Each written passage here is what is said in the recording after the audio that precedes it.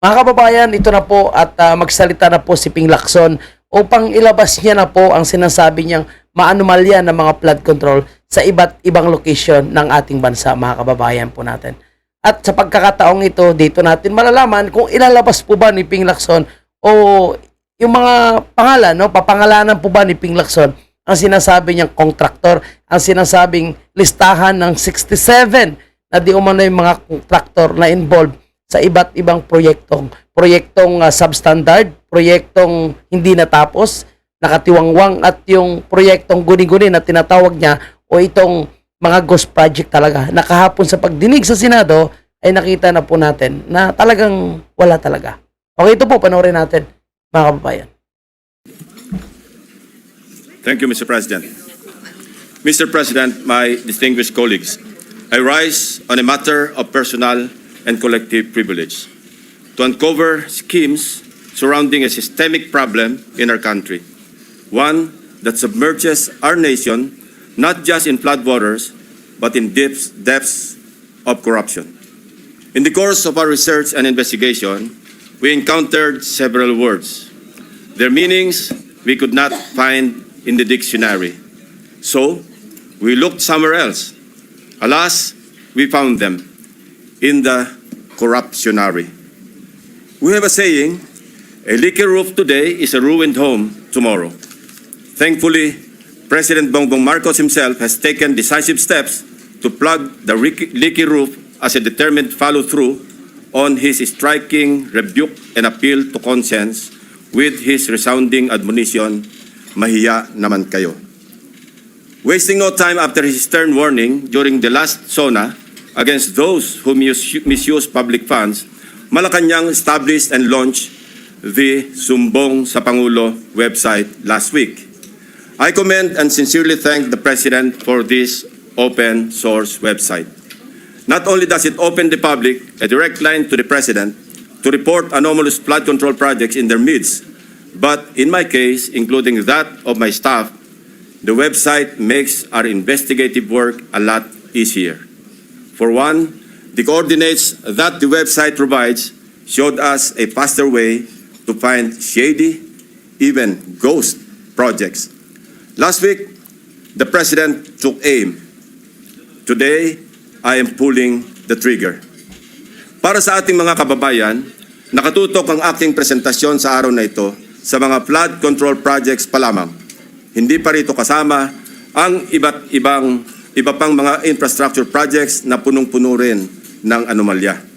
Naku po mga kababayan po natin, mukhang ito na nga po ang sinasabi ni Ping Lacson na inalabas niya na po ang kanyang nalalaman at pangalanan kung sino po yung mga involved na mga kontraktor dito po mga kababayan. Okay, sige, panoorin natin to. Isa-isahin natin ang mga impormasyong aming nakalap sa mga nakalipas na linggo mula sa aming sariling pag-aaral at pagsasaliksik na suportado ng mga impormasyon mula mismo sa mga DPWH officials at insiders, pati ilang contractors, kasama na rin ang open sources. Una, ang kalakaran ng ilang mga kontratista at mga kasabwat nila sa gobyerno na sa paghahati-hatian ng pondo, kasama na rin ang mga termino o codes patungkol sa kanilang modus. Pangalawa, ang mga palpak na proyekto dahil sa paggamit ng substandard na materyales, kasama na ang mga kontratistang nasa likod nito. Pangatlo, ang mga proyektong lantarang inaangkin bilang congressional insertions. Pangapat, ang patuloy na pagbaha sa iba't ibang lugar na narating namin kahit taon-taon ay paulit-ulit na binubuhusan ng bilyon-bilyong pondo. At ang pinakahuli, ang mga tinatawag ng Pangulo na guni-guni o ghost projects na aming nahukay. For over 15 years, from 2011 to 2025, we appropriated more than 1.9 trillion pesos for flood control management program under the budget of the Department of Public Works and Highways alone. Sa loob lamang ng 3 taon, mula 2023 hanggang 2025, higit 1 trillion pesos ang ating inilaan sa ilalim ng 3 naipasang budget measures para sa flood control. Halos 53% ng kabuuang pondo sa loob ng 15 taon. When we are speaking in trillions of pesos, we should expect our streets and low-lying communities to be flood-free when the rains pour. Gayunpaman, sa paghagupit ng magkakasunod na habagat at mga bagyong Krising, Dante at Emo, ilang linggo pa lamang ang nakalipas, kasamang winasak at inanod ng baha ang bilyon-bilyong pisong halaga ng mga flood control projects na halos bago at kakukumpleto pa lamang na dapat sana ay nagbigay proteksyon sa ating mga kabahayan at komunidad. Corruption has been so pervasive and systemic that doing so is like a piece of cake. And when I say piece of cake, I mean that funds for a specific project are divided, shares vary depending on greed, big parts swallowed by corrupt operators, both from the public and private sectors, leaving only crumbs for actual project implementation. Mailan pa ngang proyekto, hindi man lang nagtira para sa taong bayan. Ang tawag ng Pangulong Marcos dito, guni-guni o ghost projects. Mr. President, let me illustrate an example of the pie sharing in a severely corrupted project. Nais kong bigyan din na hindi ito representasyon ng lahat ng kalakaran sa flood control projects sa buong Pilipinas. While the pillaging pattern is relatively the same, the pie sharing varies depending on the level of greed. Ihiwalay muna natin ang mga regular o legal na buwis at insurances na automatic na binabawas sa mga proyekto. 5% value-added tax, 2% withholding tax, 1% para sa bonds and insurances at 1% materials testing. Ibawas na rin natin ang allowable contractor's profit na 8 to 10%. Halimbawa, sa 100 million piso na pondo para sa flood control project, kung ibabawas ang maximum allowable deductions, nasa 82 million ang matitira para sa proyekto. Pero hindi pa rito nagtatapos, Mr. President. Kakatayin pa ang budget para sa mga lagay, commissions, SOPs, at iba-iba pang terminong binubuo para sa shares ng mga corrupt. Nako po, ito na yung sinasabing maliit na lang yung natitira talaga para sa aktual na pondo. Ito na rin yung sinasabi ni Magalong, mga babayan natin. Sa mga halos magkakaparehong impormasyon na aming nakalap, ganito kagarpal ang sistema sa hatian ng isang maanumalyang proyekto. 8 to 10% para sa mga opisyal ng DPWH. Swerte na daw kung pumayag ang district engineer na 6% lamang ang parte niya. May ekstrang 2 to 3% pa na parte ang district engineering office kung may sosobra sa contractor's profit. Na-compute na rin kasi ng district engineering office ang tutubuin ng contractor mula sa project at sinisiguro na nila na sosobra ito sa allowable profit para mayroon pa silang kukubrahin. Ang tawag nila rito, reseta. Reseta dahil ang presyo na itinakda ng district engineering office ay nakasulat at napagdesisyonan na. Parang gamot, Mr. President, lulunukin na lang ng contractor. 5 to 6% para sa mga miyembro ng Beach and Awards Committee or BAC. 0.5 to 1% para sa COA. Mr. President, So kaya na nakita niyo mga kababayan po natin na mismo mayroon pang kita talaga yung Commission on Audit. meron pa ngayong tinatawag na passing through or parking fee na aabot sa katumbas na 5 to 6% ng pondo. Ito ang itinuturing na royalty, ang tawag sa lagay na ibinibigay sa politikong may kontrol sa distrito kung saan i-implementa o itatayo ang proyekto. Lo and behold, Mr. President, 20 to 25% ang karaniwang napupunta sa funder o project proponent na politiko. Mr. President, ang matitirang pondo para sa pagpapatayo ng proyekto ay napakaswerte ng umabot sa 40% o 40 million pesos alisunod sa ating halimbawang 100 million pisong pondo para sa proyekto. Grabe, ang liit na lang. Kaya makikita mo, sobrang nipis na lang talaga ng mga ginagawang semento at kung hindi manipis, walang bakal. Liit na lang natira eh. Mr. President, there is an evident pattern of this nasty distribution of public funds among crooks. Ito ay base sa mga case studies na aming pinuntahan at mususing inimbestigahan sa iba't ibang dako ng bansa, partikular sa isyu ng flood control. Hindi na namin sinama sa aking presentasyon ang mga naikutan at ibinunyag na ng Pangulo. Ang malinaw na malinaw. Halos pare-pareho ang pattern kung paano minamasaker ng mga kawatan ang pondo ng bayan. Nauna na po itong iniulat ng ating Pangulo noong nakarang linggo. Nang banggitin niya ang mga items na pare-pareho ang contract cost sa kabila ng pagkakaiba-iba ng specs, disenyo at haba ng proyekto. Panoorin po natin ang video. Pag sinabi, may 50 project, pare-pareho, 150 million lahat. Pare-pareho lahat. Imposible yan. It is impossible. Milyon sa isang kasino dito sa Metro Manila. Mr. President, sa District Engineering Office na ito, sa ilalim ng pamumuno ng dalawang nabanggit na opisyal, para sa taong 2024, 28 proyekto ang pare-pareho ang pondo kahit magkakaiba ang specs, disenyo at haba. Distinct. Babalikan po natin, Mr. President, mamaya ang lalawigan ng Bulacan na aming maituturing na pinaka-notorious. So tingnan nyo po mga kababayan, kanina lang na-discuss po natin yan na talagang Bulacan ang pinakamatinding dyan, no? May mga ghost project, yung mga anomaly mga kababayan. Ito rin yung sinasabi ni Ping Lacson. Pagdating sa anomalya ng flood control projects base sa aming mga findings. Unahin muna natin ang kaso ng questionabling flood control project sa lalawigan ng Pampanga. 4 years now, the Riverbank Mitigation Project in So ito na nga po mga kababayan po natin, parang kilala na po natin, no? Yung congressman na involved po dito sa mga anomalya nitong Arayat, Pampanga na ito, mga kababayan, na flood control. dating Arayat has been Bata ata ito ni Tambay. the face of a failed flood control project. Tuwing umuulan, panay ang aray ng mga taga-Arayat sa pag-apaw ng ilog na hindi mapigilan ng flood control. Mr. President, binisita ng aking mga staff ang Arayat nitong nakaraang 2 linggo lamang na tinamaan din ng hagupit ni Emong at nagdulot na naman ng pagguho ng ilang bahagi nito.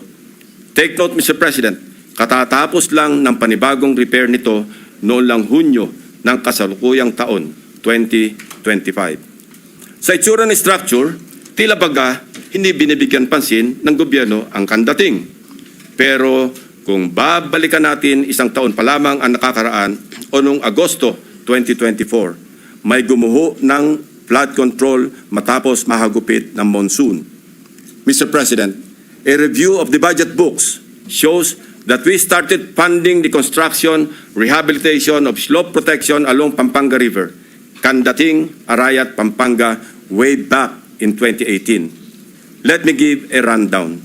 In 2018, we already spent 20 million pesos on a project for the construction, rehabilitation of slope protection along Pampanga River, Kandating section, Arayat. Kalaunan, nasira. Since then, it has become a cycle, Mr. President.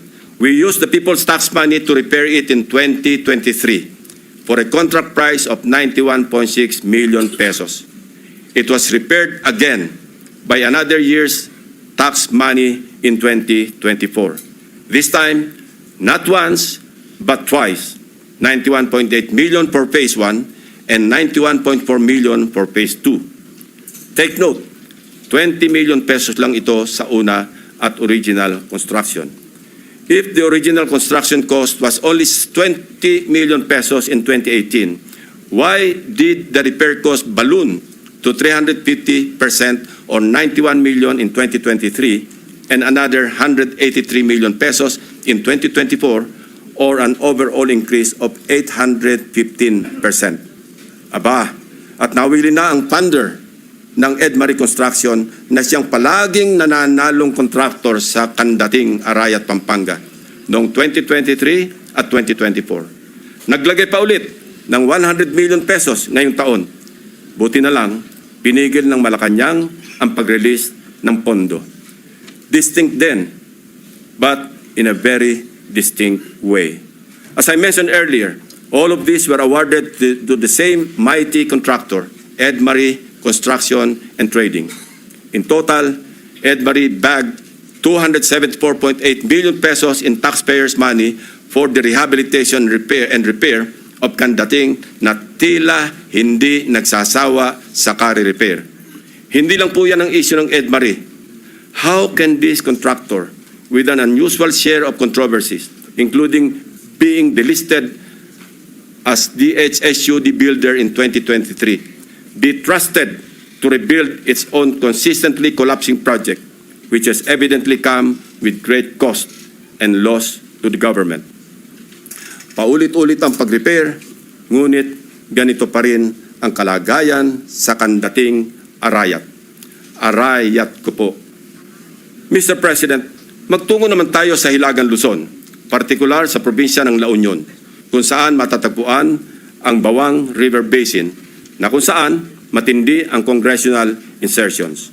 Sa tulong ng mga concerned groups and individuals, napansin namin ang bilang ng flood control projects na bagamat wala sa National Expenditure Program noong 2024 ay biglang tumubong parang kabute sa General Appropriations Act ng nakaraang taon. Halimbawa, ang construction of flood control structure along Bawang River Basin. Dalawang items lamang na may tig 50 million pesos ang nakalaan sa bahagi ng Nagilian. Samantalang, ang bayan ng Bawang ay wala pong proyekto sa National Expenditure Program. Abracadabra, sa naipasang 2024 General Appropriations Act, nagkaroon ng 10 items na nahahati mula Package 1 hanggang Package 10 na may tig 98 million pesos ang biglang umusbong para sa Nagilian. Sa kabuuan, ang 10 packages na ito ay umabot sa 967.4 million pesos. Halos 1 bilyong piso kumpara sa dalawang tig 50 million lamang sa 2024 NEP.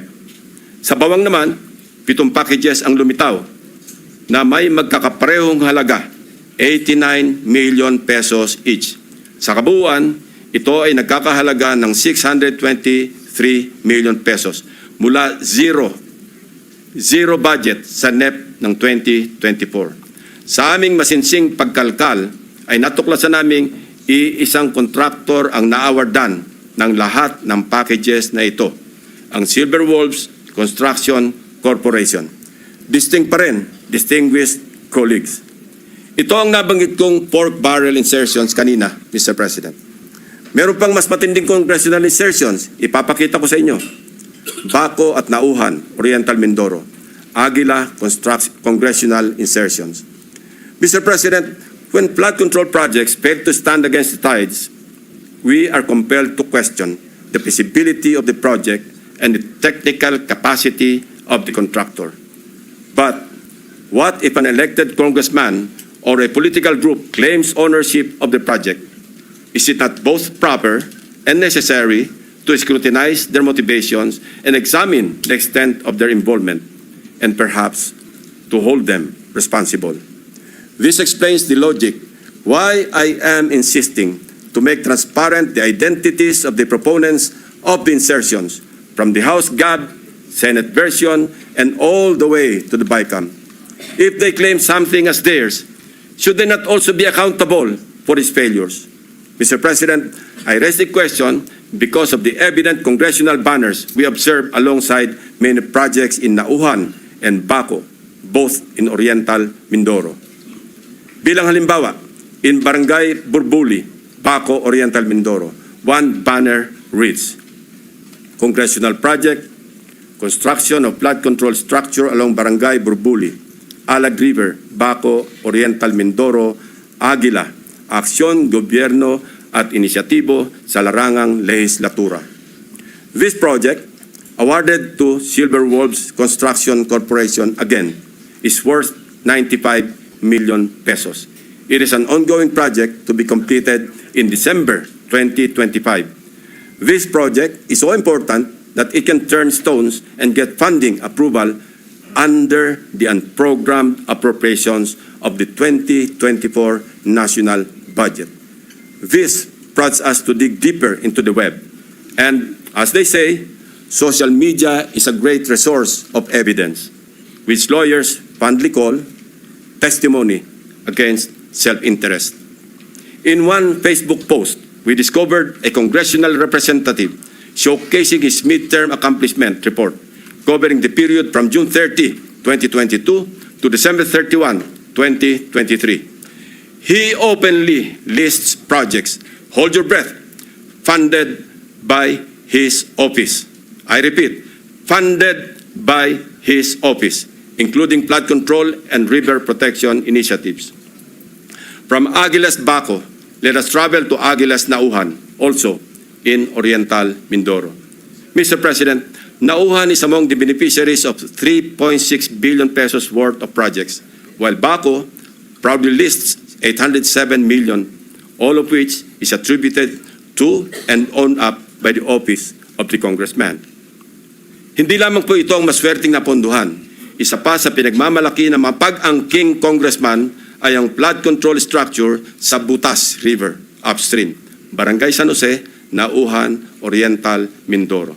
We took time to visit the project, Mr. President, which he referred to as a national project through congressional allocation.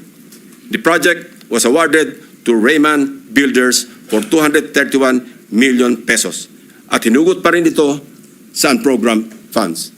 Dalawang projects na po ito ng Aguila na natuklasan naming mula sa unprogrammed funds, isa sa Barangay Burbuli at isa sa Barangay San Jose.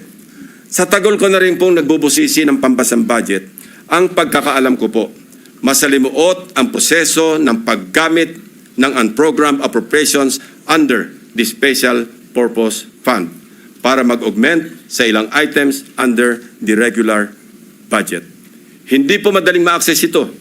Dapat A, may excess revenue collections, or B, new revenue collections, or C, those arising from new tax or non-tax sources, or D, approved loans para sa foreign assisted projects.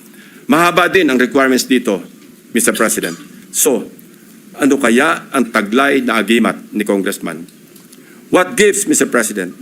Kung saan may multimillion projects, dumadapo ang Aguila. Grabe, ang tindi po ng lakas ng kapit nitong Aguila na ito.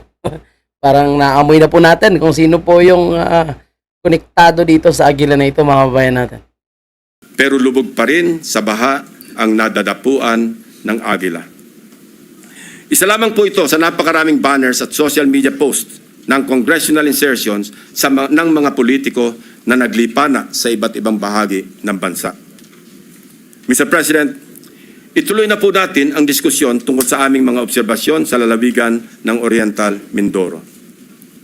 Without taking anything away from the good but suffering people of this province on the legitimacy of their needs due to its high flood susceptibility, I want to speak of the billions of appropriations for flood control projects poured into this province in Luzon's eastern flank. Mr. President, when someone gets the largest share of the pie, we naturally ask why, especially if such a price comes from the taxpayer's tab. In Oriental Mindoro, for example, we wonder why among its 14 municipalities, one town tops the bill. Sa pagsalo ng buhos ng pondo, nauna ang Nauhan. Nauhan, Oriental Mindoro received a sweeping 55% of the province's 2025 flood control budget. Katumbas ito ng 10 bilyong piso para sa flood control projects ng bayan ng Nauhan pa lamang. Fair enough, given the coastal topography of the municipality, which includes its lowland plains and extensive river systems such as Mag-asawang Tubig, Nauhan, and its people badly need flood control interventions. However, the magnitude of its budget allocation in the last 3 years alone, amounting to approximately 19 billion pesos and nearly doubling each year, raises concerns regarding Nauhan's curious case. Even before the provincial governor of Oriental Mindoro blew the whistle, so to speak, on what he alleged as anomalous flood control projects, we had already dug deep in our study, literally sifting through years after years of appropriations for these projects. True to form and with due diligence, I immediately dispatched my staff to Oriental Mindoro to verify the data we gathered about Nauhan and to validate the governor's claims. Mindful of political bumps we may encounter, my directives are clear. We must see no political color and remain impartial in our findings. My staff traversed Oriental Mindoro across 10 barangays to randomly check flood control projects based on the list of awarded contracts from 2023 to 2025 that we obtained from the DPWH website. The field validation came in the aftermath of the widespread flooding in the province of Oriental Mindoro during the Habagat. Una sa aming listahan ang Barangay Mulawin. Sa 70 barangay ng Nauhan, Oriental Mindoro, ang Barangay Mulawin ay nakakuha naman ng 1.9 billion pesos. Sino kaya ang makapangyarihang funder sa Barangay Mulawin? We scoured the budget books from the National Expenditure Program, the House GAB, Senate version, and GAA, as well as the DPWH awarded contracts in Barangay Mulawin.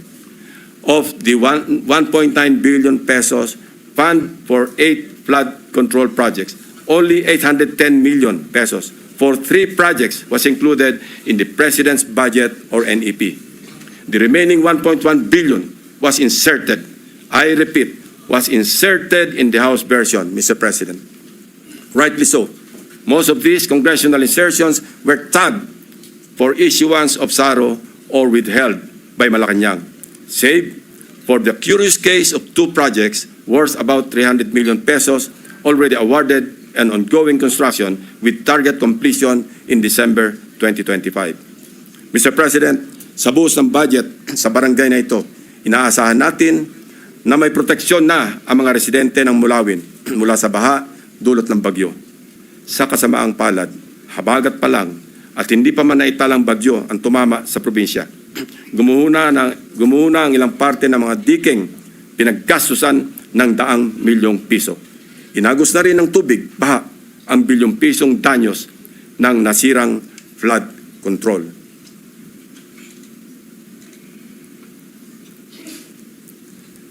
Ito mismo ang parehong barangay na gustong inspeksyonin sana ni Governor Dolor noong nakaraang Sabado lamang, kung saan napabalita ang pagharang sa kanya ng security personnel sapagkat ayon daw sa kontraktor ng proyekto, kinakailangan ng written approval mula sa DPWH bago makapasok ang sinuman sa construction area. Mabuti na lamang, napuntahan na rin po ng aking team ang di umano'y restricted area na ito noong unang linggo pa lamang ng Agosto. Actually pinagbawalan din ang aking staff na lumapit sa proyekto. Pero sapat na ang kuha ng aming drone upang makita ang mga depekto ng construction dito, na halatang gusto ng naturang kontraktor na isikreto dahil sa ginagawang paghahabol upang kumpunuhin at remedyohan ang palpak na proyekto at mapagtakpan ang kanilang kapalpakan. We are willing to submit our drone shots and other pieces of evidence to assist in the investigation and prosecution of those involved in these anomalous projects. Mula sa aming sariling footage, kitang-kita ang mga bahagi ng road dike na ginawa noong 2024 na gumuho. Ang nakikita niyong flood control project ay nagkakahalaga ng 204.8 million pesos na base sa official record ng DPWH ay completed project na nito lamang Pebrero 2025. Halos 3 buwan pa lamang ang lumipas, Mr. President. Gayunpaman, kabago-bagong proyekto, gumuho na agad ang dike dahil sa nakaraang bagyong Krising, Dante at Emo. Kasama ang lagpas 200 milyong pondo na inalaan dito. Sa kahabaan pa rin ng Bukayaw River, natagpuan naman namin ang isa sa mga congressional insertion na nakakahalaga ng 137 million at inaasang matatapos ngayong Disyembre. Kasabay ng hagupit ng habagat, inanod na rin ang malaking bahagi ng binubuong dike. We heard grim stories about why these structures fall easily. from the improper embankment mix of gravel, sand, and stones, sheet piles cut in half, and lower-grade reinforcement steel bars. Tinipid, sinadyang minali, at shortcut ang pagkagawa. Sad reality, Mr. President, is mayroon na rin silang standard para sa substandard. We go to another top-billing barangay, Barangay Tagumpay. Barangay Tagumpay, still in Nauhan, is another case of flooded flood control. Sa taong 2023 at 2024, halos abot kamay na ng mga taga-Barangay Tagumpay ang Tagumpay na layunin nitong maging ligtas sa Natawa ako dito mga kababayan po natin. Yung substandard, meron na rin silang sariling termino. Yung substandard, ginawa na nilang sarili nilang standard. Patay tayo dyan. Ang lalaki ng mga budget po, bilyon-bilyon mga kababayan po natin. No? At hindi dinaan sa maayos na talagang paggawa. Kawawa talaga mga Pilipino, mga kababayan. mga pagbaha dahil sa halos 2.55 billion piso na pondong nilaan dito. Binubuo ito ng 10 proyekto sa paggawa ng road dike sa mag-asawang Tubig at Bukayaw River. Sa ulat ng gobernador na bineripika ng aking mga staff, ang mga bahagi ng bilyones na proyektong ito, 2 beses na pong nasira ngayong taon. Ang pinakamalala nitong nakaraang bagyong Emong. Sa mga larawan o video nakuha ng aming team, kapansin-pansin nga naman na imbes na graba, buhangin at simento, buhangin ang laman ng structure na ito. Kaya naman, ayon din sa mga residente, sa sandaling magkabutas, mabilis na pumapasok ang tubig at kinakain ang ilalim. Sa aming pag-iimbestiga, hindi rin daw di umano masusunod o nasusunod ang dapat na lalim ng pagbabaon ng mga sheet piles na magiging suporta ng buong road dike. Isa pa sa nakita namin, ang Barangay Inarawan na dumanas rin ng pagguho ng bahagi ng river dike. Sa aming pagsisiyasat, isa ang barangay na ito sa maraming buhos ng proyekto noong 2023 at 2024. Tumabo po ito ng 1.764 billion piso para sa construction ng road dike sa kahabaan na mag-asawang Tubig. Sa lahat ng proyektong nilaan sa Barangay Inarawan, tanging ang SunWest Incorporated ang nakakopo ng mga proyekto. Yan, Sunwest mga kababayan po natin. Alam niyo na kung sinong may-ari yan, no? Yung best friend ni Tamba. Shout out pala kay Saldi ko. Baka alam niyo po kung sino po yung may-ari ng Sunwest. O ang kontraktor na una na nating narinig sa ulat ng Pangulo bilang pang-8 sa mga kontratistang nakakuha ng pinakamarami at pinakamalaking kontrata sa flood control. Mr. President, sinuyod din namin ang ilang pang-barangay na binuhusan ng pondo ngunit hindi pa rin nakaligtas sa daluyong ng pagbaha dahil sa karamihan ay substandard, gumuho at hindi napanindigan ang pagiging flood control structure. Ilan sa mga ito ang mga sumusunod na ipapakita natin. Sa Barangay Pinagsabangan 2, higit 228 million piso ang pondong nilaan pero ang reklamo ng mga residente, putol-putol ang pagkagawa ng river control. Malaking bahagi rin ito ang gumuho ng nagdaang habagat. Sa Barangay Melgar, nirereklamo ng mga residente ang mababaw na pagkakabaon ng mga bakal sa ginagawang dike. Sa taong ito, 3 coastal road shore protection ang itinatayo na ang suma total papalo sa halos 693 milyong piso. Sa Barangay Arangin, mayroon ding ongoing projects na nagkakahalaga ng 109 million. Ngunit hindi pa man tapos ay nasira na ulit dahil sa habagat. Mr. President, for 3 years, 19 billion na pondo ang ibinuhos para sa flood control sa Nauhan. Umaapaw ang pondo pero lubog pa rin sa baha ang mga nauhenyo. Ano nangyari, Mr. President? Kaninong mga bulsa inanod ang buwis ng taong bayan? Kung sa Oriental Mindoro gumuguho ang mga proyekto, mamaya po, Mr. President, ipapakita namin ang mga lugar naman na walang makikitang gumuguho. Hindi dahil sa matitibay ang paggagawa, kundi dahil hindi talaga maaaring gumuho ang guni-guni o ghost projects. Mr. President, sa Kalapit Barangay, sa Barangay Apitong, isa sa mga proyektong matyagang hinanap ng aking team ay ang construction of road dike along Mag-asawang Tubig River, Sitio Dique, Barangay Apitong, Section, Nauhan, Oriental, Mindoro, na na-award sa Elite General Contractor and Development Corporation. Ang halaga ng kontrata, 192.99 million pesos. Ayon sa dokumentong ito, mula sa DPWH website, completed na po ito. Ngunit, nang puntahan ng aking team, wala po silang nakitang proyekto sa Sitio Dique. Ayon din po sa pahayag ng mga residente, wala pong flood control na ginawa noong nakaraang taon sa kanilang sitio. Ang alam lang nila, mayroong gagawin pa lamang ngayong 2025. Nasaan ang halos 193 million na pondo sa Sitio Dique noong 2024? Eksaktong lokasyon na aming pinuntahan sapagkat consistent ito sa coordinates na nakalathala sa DPWH at sa sumbong sa Pangulo website. Guni-guni o guni-guni? Mr. President, distinguished colleagues, tuloy-tuloy na po tayo sa usapang guni-guni sa mga proyekto sa lalawigan ng Bulacan. Nasabi ko nga kanina ay ang pinaka-notorious sa aming mga case studies na sa ulat na rin ng mga taga DPWH officials at insiders at ilang contractors ay minumulto ng humigit kumulang 30 guni-guning proyekto. Una sa aming pinuntahan, ang siyudad ng Malolos, kung saan kitang-kita ang labis na pagbaha sa kabila ng una ng napaulat na buhos ng pondo sa probinsya.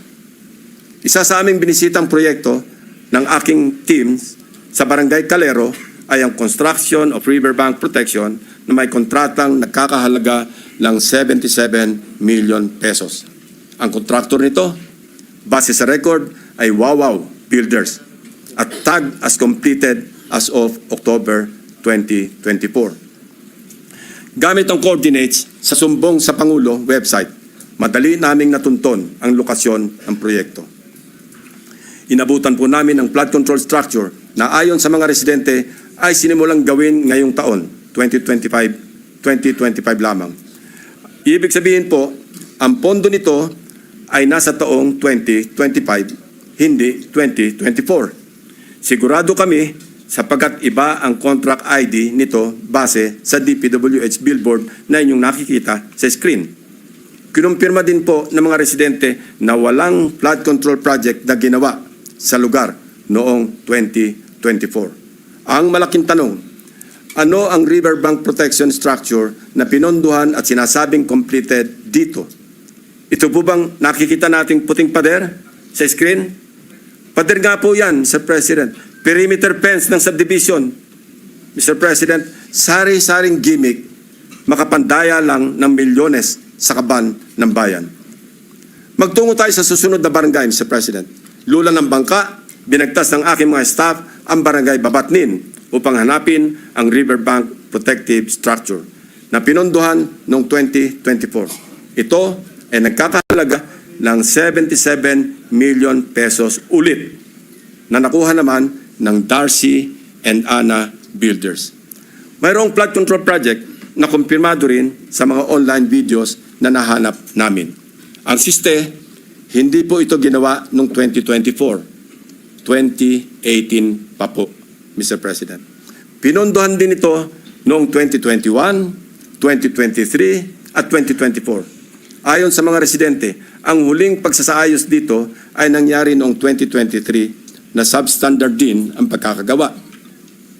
So, kanino napunta ang inilagak na pondo sa ilalim ng 2024 national budget para sa proyekto na ito?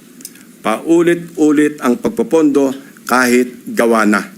Bagong style ito, Mr. President. Ilan pa kayang flood control projects ang ganito? Ang kontraktor nito na Darcy and Ana Builders. Nagmimistulang multo rin. Bakit kanyo? Base sa mga dokumento ng kumpanyang ito. Ito ay isang negosyo na rehistrado sa ilalim ng sole proprietorship at may address sa Cardona, Rizal. Sa pamamagitan ng simpleng pag-search sa Google Map ay madaling makita ang gusali kung nasaan ang nasabing negosyo. Subalit, nang puntahan ng aking team ang address. Ang kanilang inabutan ay gym at e-payment store sa halip na construction company. Wala na rin ang signage ng Darcy and Ana Builders sa dating nakakabit sa building. Maya-maya, ipapakita pa namin ang mga natuklasan naming proyekto na gawa o dapat ginawa ng nawawalang Darcy and Ana Builders. Sinuyod din po natin ang ilang barangay sa Hagonoy, Bulacan, na hanggang ngayon ay lubog pa rin sa tubig baha, Mr. President. Gamit ulit ang sumbong sa Pangulo website, hinugot namin ang exact grade coordinates ng proyektong aming nakita para tiyakin na sakto ang lokasyon kung saan tayo napadpad. Mr. President, the first subject project was in Barangay Carillo, Hagonoy, Bulacan, supposedly completed on April 19, 2024. It was awarded to Darcy and Ana Builders and Trading for a sweeping price tag of 77.199 million pesos na naman. Mr. President, gusto po ba ninyo makita ang itsura ng isang 77.199 million pesos worth na riverbank protection structure? Tingnan po natin. Nasaan na nga ba? Ewan ko, Mr. President, dahil wala tayong makita. Kahit ano pang suyod ang gawin namin, hindi namin makita o mahagilap ang flood control project ng Darcy and Ana Builders. Hello, Darcy. Ang Ana and Ana, nasaan ng flood control? Tumawid naman tayo sa Barangay Abulalas, sa bayan pa rin ng Hagonoy. Silipin natin ang tatak Darcy and Ana Builders Flood Control Project. Sinuong ng aking team ang baha sa Barangay Abulalas, Hagonoy para hanapin ang proyektong Construction of Riverbank Protection Structure mula sa Darcy and Ana na nagkakahalaga ng 77.199 million pesos na naman. Ito po ang tumambad sa amin, Mr. President. Nakikita niyo po ba ang pagkakatayo ng flood control structure? Hindi niyo po talaga makikita, my dear colleagues. Guni-guni lang kasi ang flood control structure o riverbank protection kung saan dapat nakatayo ang Darcy and Ana project. Iba rin ang kaso sa Barangay Iba. Tinungo namin ang proyekto Riverbank Protection Structure sa Barangay Iba ng Wawaw Builders na natapos na dapat noong Oktubre 2024. Ang presyo ng proyekto, 77.199 million pesos na naman. Pagdating ng aming team sa exact coordinates, mayroong kasalukuyang tinatayong istruktura. Ang bonus, may kasama pang pumping station. Pero ang ginagawang proyekto, hindi ang Wawa Project. Sa mismong lokasyon kung saan dapat nakatayo ang Wawa Riverbank Protection, ang nakabalandrang contract ID ay ang ongoing project ng isang Third Star Builders Contractors para sa flood mitigation structure with pumping station and floodgate na ang presyo ay papalo sa 92.54 million pesos. Mr. President, nawawala ang Wawa Project at mukhang gusto pang pagtakpan ang ghost project na ito, kaya nagmamadaling magtayo ng bagong struktura sa eksaktong project location kung saan dapat matagal nang may flood control. Wawaw ang binisita, Third Star ang dinatnan. Wawaw ang hinanap, Third Star ang natagpuan. Mukhang ang modus na ito tatapalan ang ghost project ng ibang proyekto. At ang masama, na walang parang bula ang milyong-milyong gastos mula na naman sa taong bayan. Sa Barangay San Nicolas naman, iba ang forma at hulma ng ghost project. Binisita namin ang proyekto ng Wawaw Builders na ang halaga ay 77.199 million pesos na naman. Ang nasabing proyekto, sinimulan daw noong Pebrero at natapos noong Disyembre 20. Napansin niyo po mga kababayan po natin ha, sa lahat ng mga binabanggit nitong si Ping Lacson, halos magkapareho po yung presyo ng mga contract. Ang 77 million halos. Yan din po yung sa Kalumpit, Bulacan, na sinabi po noon kahapon ni Jingo Estrada kung saan ito po yung mga ghost project na kanyang natatagpuan. At ang kontraktor doon ay Wawaw Builders. Hindi pa nakarating sa kalumpit, no? Itong si Ping Lacson. 2023. Pero sa aming pagsisiyasat, 2017 pa lamang ay mayroon ng flood control sa lokasyong tinuro kung nasaan ang Wawaw project. Makikita rin sa historical imagery ng lugar na walang nabago simula pa noong 2017. So, anong itinayo ng Wawaw Builders noong 2023? Eh di wala. May guni-guni na naman sa barangay San Nicolas. Wow na wow ang Wawaw. Mr. President, makikita natin ang iisang pattern ng mga proyektong guni-guni ng Darcy and Ana at Wawaw Builders sa barangay Carillo, Abulalas, Iba, at San Nicolas, First Engineering District ng Bulacan. Pare-parehong contract price, 77.199 million pesos. Pare-parehong riverbank protection structure, pare-parehong guni-guni. Very distinctly ghost projects. Ang mga taong nasa likod ng scheme na ito or scam na ito ang dapat ipinampupukpok sa pagbabaon ng mga seat files. Hindi ito kababalagan, Mr. President.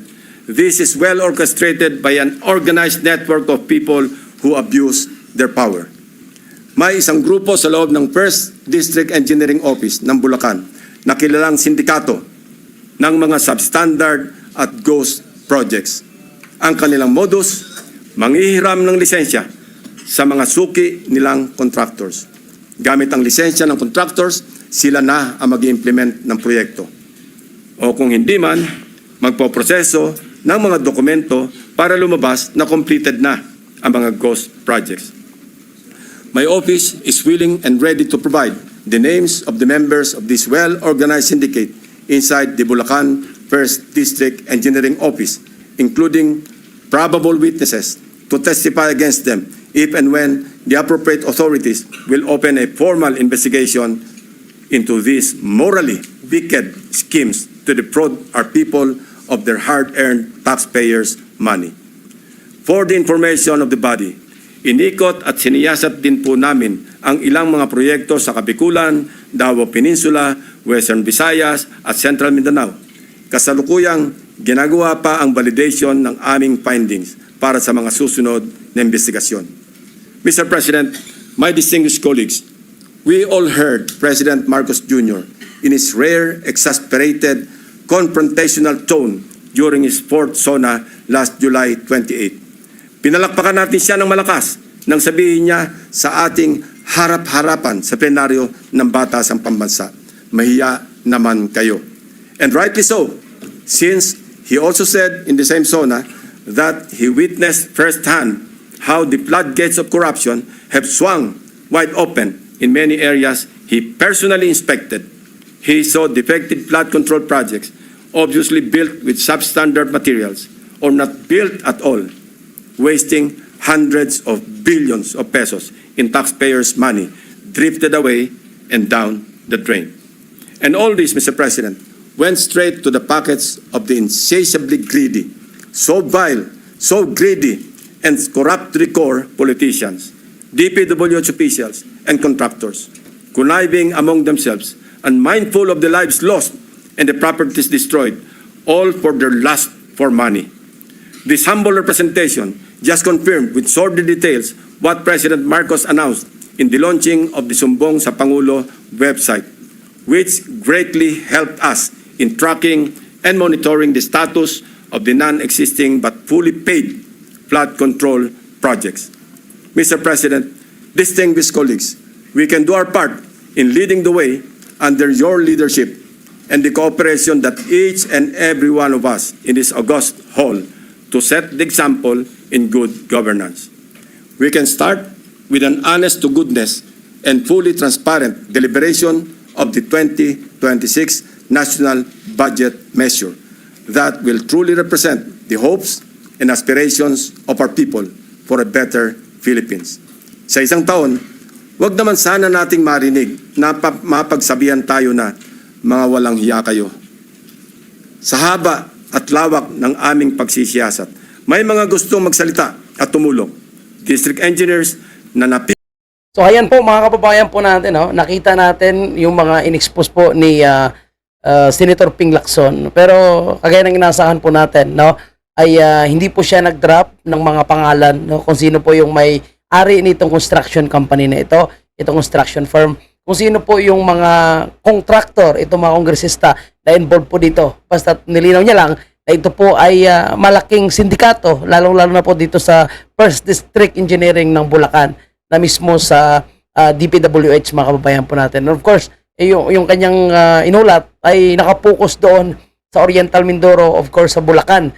So sabi niya nga, marami pa siyang iulat sa iba't ibang parte ng Visayas, Mindanao, no, sa ibang part ng Luzon, na bini-verify pa nila yung kanilang impormasyon. So kanyang kalawak, mga kababayan po natin. At kahapon, no, nakita nyo na iba po yung sinabi at nilabas doon sa pagdinig sa Senado. So ibang klaseng location pa yung Kalumpit ang sinasabi ni Jingo Estrada na mayroong mga ghost project flood control, at kinonfirm din po yan ng sekretary ng DPWH. At iba rin itong pinalabas nitong si Ping Lacson, kasi ang pinalabas ni Ping Lacson ay Hagunoy naman, nakasentro po sa Hagunoy itong mga pinalabas ni Ping Lacson. Mga kababayan po natin, ganito katindi po, no, yung anomalya sa corruption from administration of Bongbong Marcos. Kung kailan nagsimula po itong administrasyon ni Bongbong Marcos, ganito kalala po yung mga corruption na nangyayari sa ating bansa. At mukhang flood control ang nakikita natin na paborito nilang pagkakitaan. Okay?